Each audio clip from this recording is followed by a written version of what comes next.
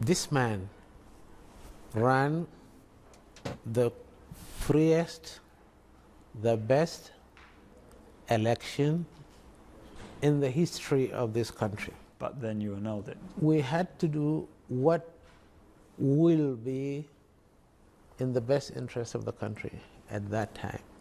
And I accepted full responsibility. Okay. Welcome to CitizenAY, the platform where we speak truth to power.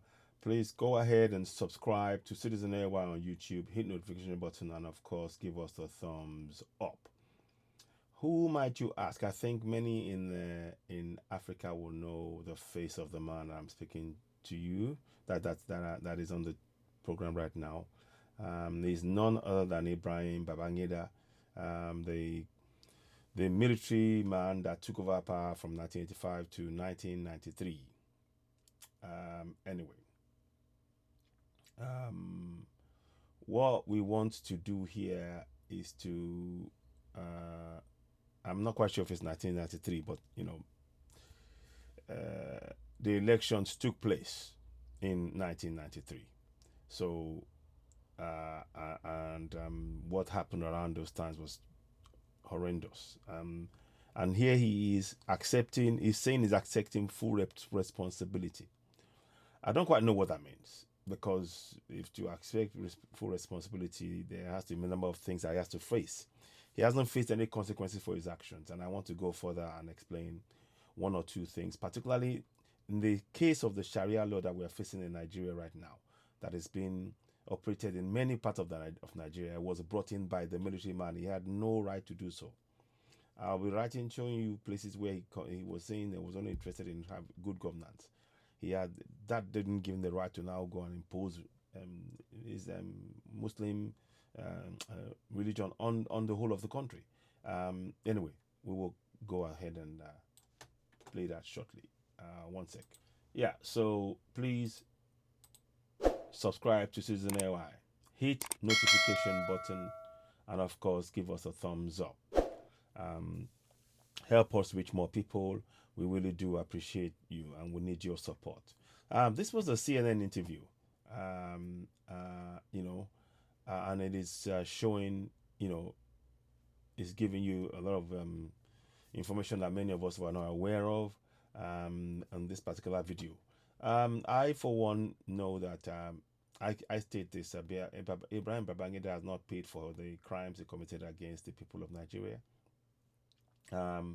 He has left Nigeria in a far worse state, and as a result of his actions, Nigeria continues to be in a worse state. He has set a series of bad precedents, which is now part of what you call Nigeria, and the governance in Nigeria. And it is categorically the case that one can put forward and state that Nigeria is not, in fact, a democracy. It is a hegemony. It's an autocracy. It is an imposition. The people of Nigeria, our voices have never been allowed to be heard. The clearest thing that you should have done was to have let the voice of the people be heard in that elections. The man that won it was MKO Abiola, and he prevented that from happening. Since then, his actions are truncated and continues to be the foundation for the continued truncation of the so-called democracy in Nigeria.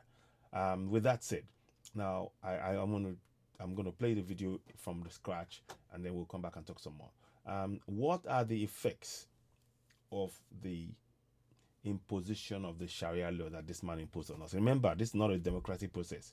He was a military man, took over the country from Buhari, and then brought us into Sharia law, and I'll talk to you about that as well. So let us play this now, and then I'll come back.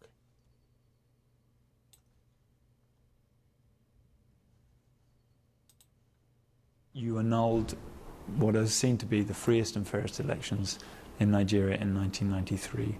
Do you regret annulling the elections? You must admit, this man ran the freest, the best election in the history of this country. But then you annulled it. We had to do what will be in the best interest of the country at that time. And I accepted full responsibility. How could annulling elections be in the best interests of a country? Don't forget, as a government, I have more in terms of information about what is likely going to happen. Stability of this country is first and foremost. I knew what I was going to leave behind. But you left behind a batcher. After you annulled those elections, one of Nigeria's worst dictators came to power. No, he stabilized this country.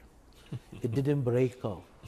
So that is even credit to him. So do you feel, looking back, that you said you regret annulling the elections? Did I? I said it was wrong. So do you regret annulling the elections? But I thought people should understand, when you accept responsibility, he is saying, blame it on me and not on any other person. Does that solve it? Okay, we are blaming you. Does that solve the problem? And does that solve the problem when you say you should blame it on you? And are you taking responsibility in that way? You don't. You're just saying blame it on me and there's nothing you can do about it. That's why we're saying he has set a bad precedent. Let's carry on. What do you feel is the responsibility of that blame for you? Nigerians are sensible. Nigerians do understand. After taking a long time, they read back, and in retrospect, they say, wait a minute. I think we judged him unfairly. We judged him harshly.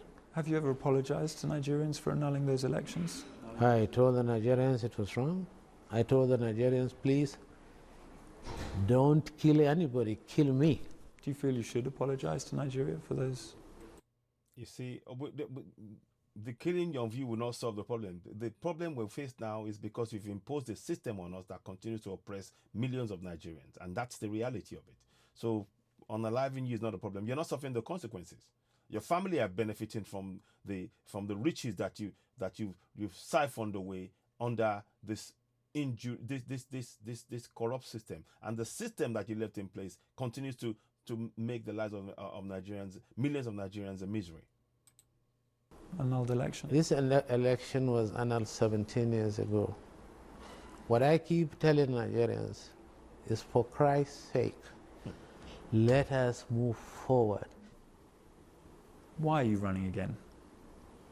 Why do you want to be president of Nigeria again? Every Nigerian should aspire to be the president of this country. That is the first thing.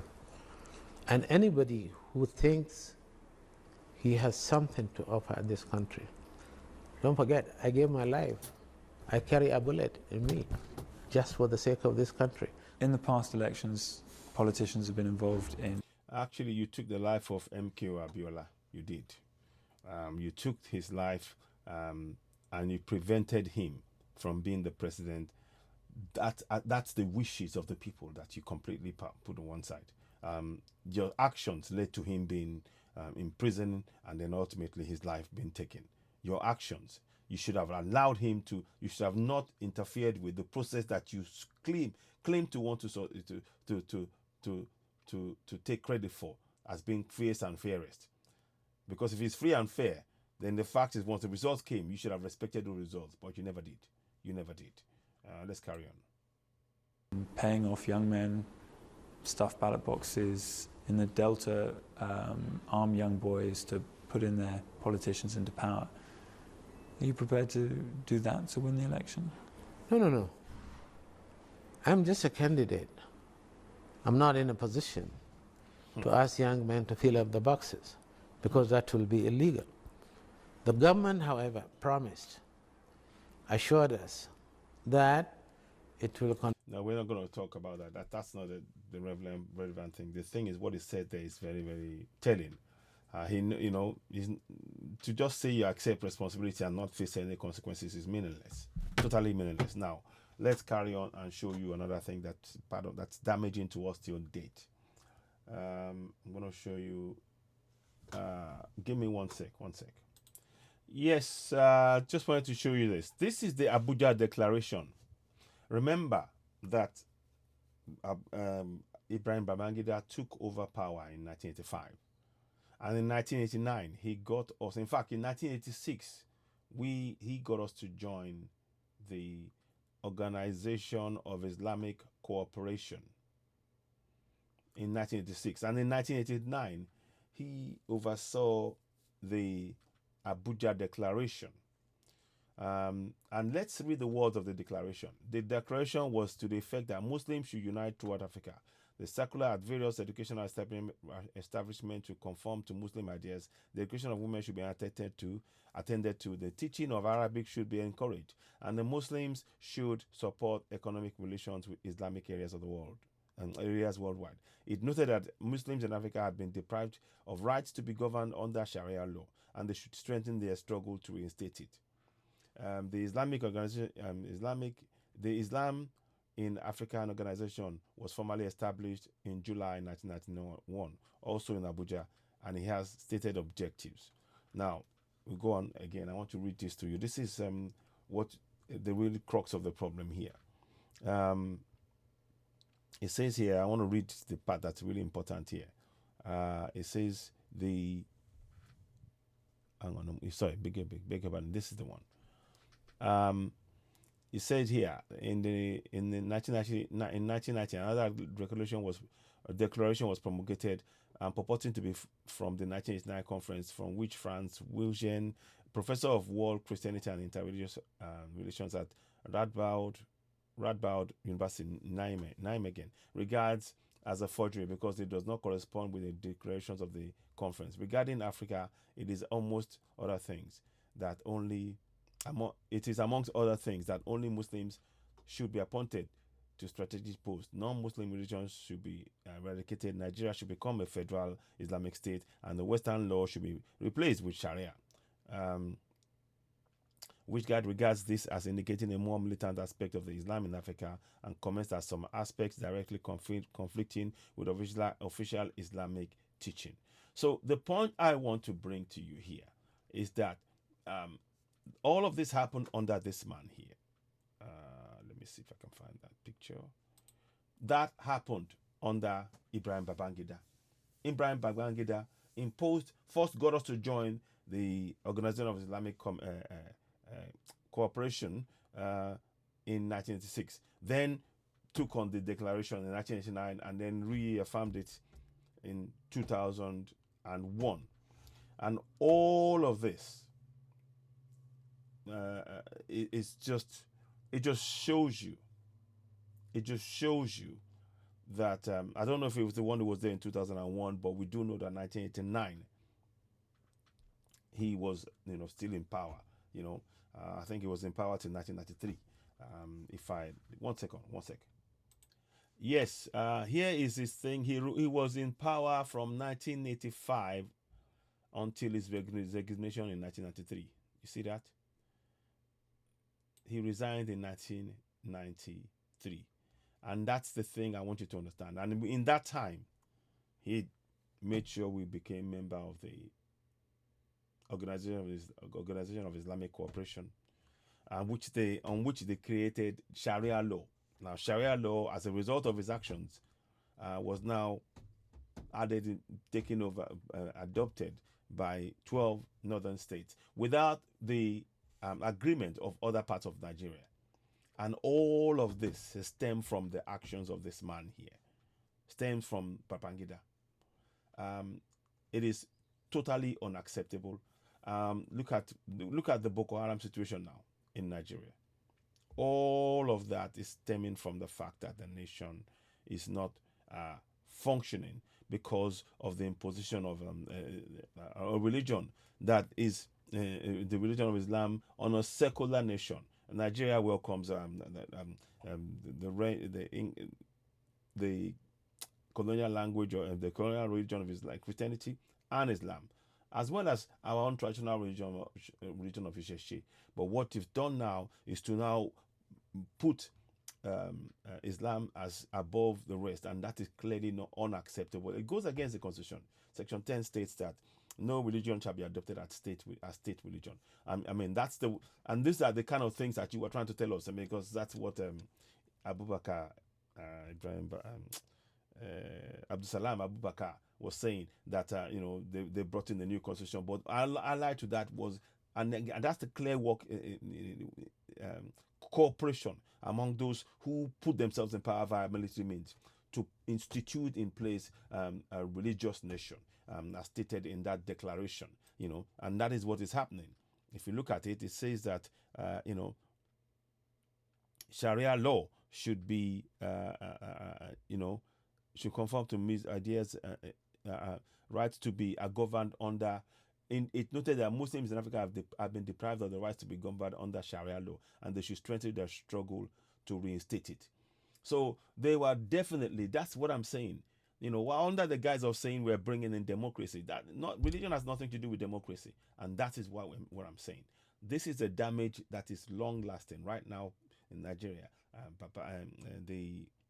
The Sharia law and Islam is causing untold damage, and many of those insurgencies are using those Islamic teachings and whatever to come and destroy and invade communities. All thanks to, of course, the man who started all of that nonsense in Nigeria, Ibrahim Babangida. So there's a lot for us to the damage that we suffer right now stems from there. I just wanted to state that. So yeah, that's the lasting damage. The lasting damage that he has done is by bringing in, getting us to join the Organization of Islamic Cooperation in 1986, and then having the Abuja Declaration in 1989, cementing this injustice. We continue to suffer from that till date, and we need to address that. If Nigeria is actually going to remain as a nation, the freedom of people to choose whatever religion to it's got to be important. It's got to be underpin anything that's going to be done. And in any case, the constitution needs to be rewritten, because we the people did not partake in the constitution of 1999. What we need to do is actually use the powers within it as sovereigns to now ensure that we put in place a referendum. It's one or two things. Either there is there must be a strong drive for regional devolution of powers, so each area will be responsible for their resources. That must be way forward. And secondly, the people failing that, the people can then through knowledge of their sovereignty, instruct the elected politicians to now demand for a referendum be put in place if you want to be in Nigeria or separate. And because clearly this man has imposed something that is causing lasting damage till as we speak. Anyway, what are your thoughts on it? You're listening to CitizenAY, the platform where we speak truth to power about the throne. Please go ahead and subscribe to CitizenAY. Subscribe to CitizenAY, hit the notification button, give us thumbs up, and help us reach more people. I thank you so much for joining. Please do share. I'll be back later on. Thank you, and bye for now.